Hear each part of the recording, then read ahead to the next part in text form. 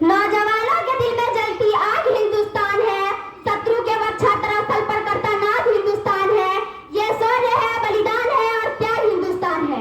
यहाँ पर उपस्थित सभी आदरणीय एवं माननीय को सादर चरण स्पर्श and a very exclusive welcome to all the knowledge present here.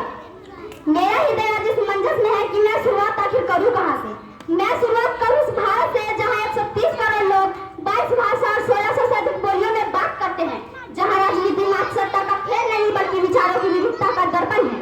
यह उस भारतीय संस्कृति जटिलता से जहां 4000 जातियां, 25,000 उपजातियां, 49 गोत्र और 8 प्रमुख धर्म है, जहां विचारों की क्रांति ने न केवल भारत को बल्कि पूरे विश्व को दिखा दी।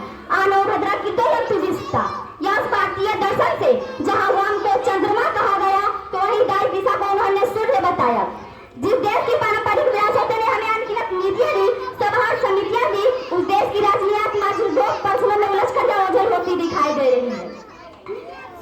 आज हमें आवश्यकता है इसके मूल्य को समझने की, और इसके मूल्य को समझकर वामपंथ का साधे समान लेता, जिस पर ऋग्वेद ने कहा समानो मात्रा रीति समानी, अर्थात सभी के लिए समान अवसर और समान नीति न्याय हो। और भारत में भूमि सुधार से लेकर शिक्षा के आधार वामपंथ ने गरीब और दबे कुचले लोगों की आवाज बनने का प्रयास किया।